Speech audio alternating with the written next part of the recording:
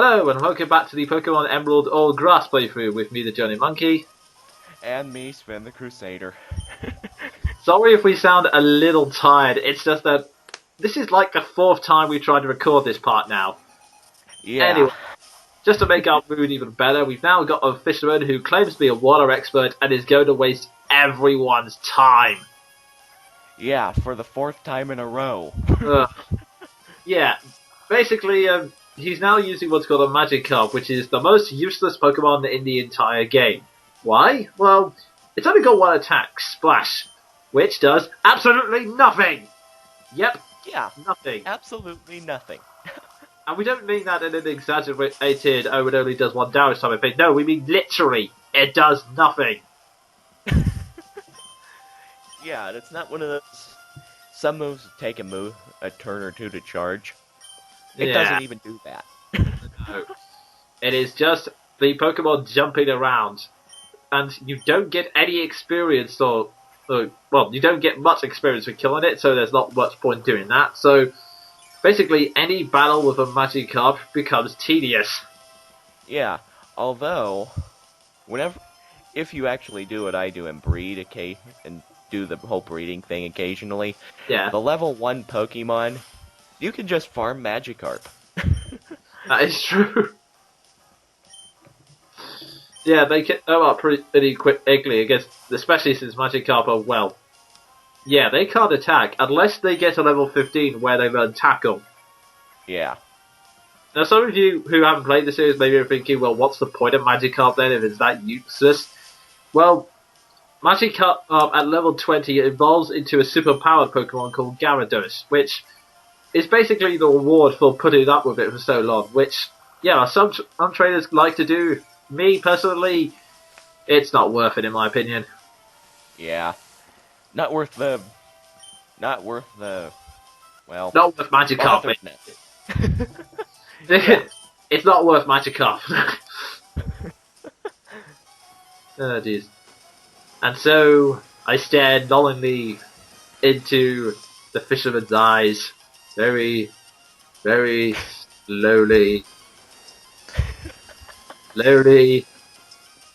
God, what am I doing? Anyway. Makes me wish I had interesting stories to tell this time around. Oh, well, I could tell that story about the guy who did the fourth generation playthrough, ran across the guy with 6 Magikarps, and the next guy he came across had a Magikarp, and he said, "Oh God, another Magikarp."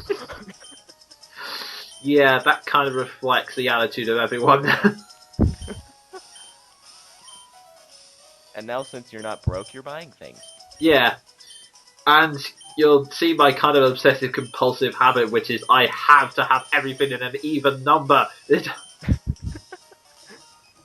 Preferably in a decimal number. I have to get it. Yeah, in the world of the metric system. Ugh. Oh god. Yeah. So, anyway, this is Rustboro City, the first actual main town of the game. The thing that separates it from the other small towns is that, well, it's bigger, and it's got a gym in it, so we'll be paying a visit to that sometime soon. Yep. Now, I'm just trying to remember what this is named after, though, because there tends to be a theme with all the names. In the first generation, it was shades of colour, viridian, etc. And in the second generation, it was types of metal. So I'm not sure what this is. Oh, well, we've got the... Sorry, what was that? Could just be them trying to make it sound like actual cities for once. That's true. Oh, and here we've got the first hidden machine. A hidden machine is a Pokemon fighting technique that can be used outside of battle to help get across obstacles in the world. For example, Cut, the move we just received, basically cuts down small bushes that are in your way. Yeah, and unfortunately, in battle, in the long run at least, HMs are useless.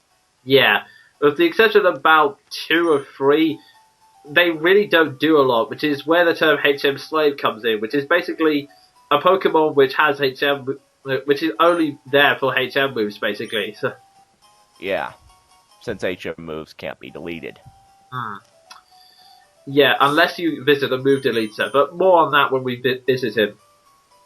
Yeah. So yeah, this is the Pokemon School, which is basically, if you're new to the series, it's a good thing to go here. It's basically, it gives you quick tips on everything like status effects and trading Pokemon. So yeah, it's a pretty good place to visit. Yeah. Talking to all the students. Yeah, Hey, and we're interviewing. and the teacher basically also gives you a quick claw, which, hold on, what are you doing here? And do I need to call the police?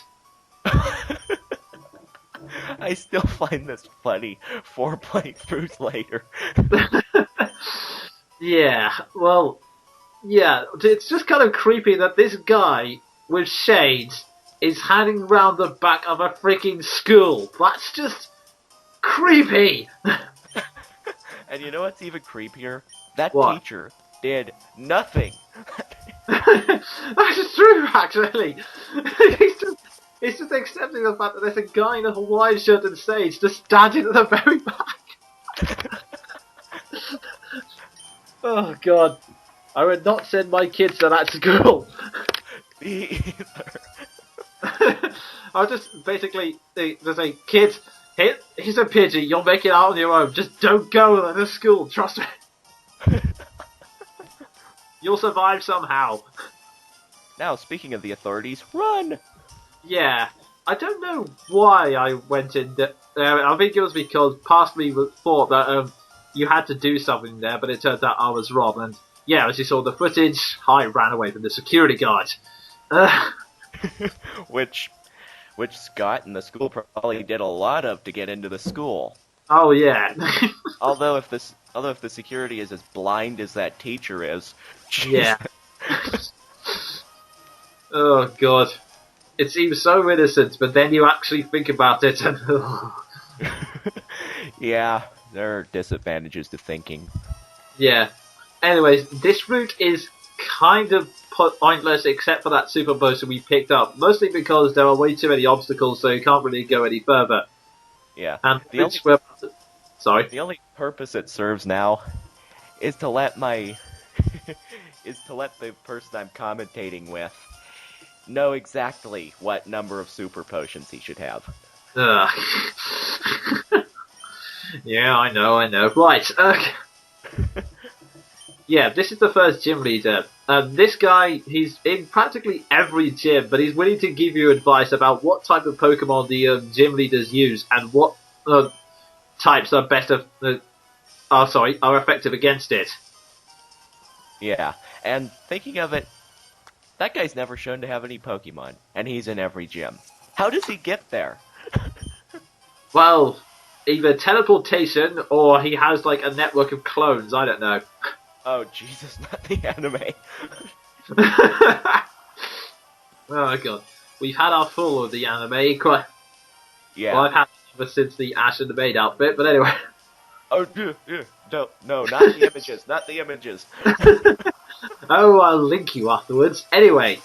Oh, no. Anyway, yeah, this is a rock Pokemon, and, well, I would explain what the advantages and disadvantages of a rock Pokemon are, but we're quickly running out of time, and thankfully there's another battle against rock types to explain all that. So, that's me, the Johnny Monkey.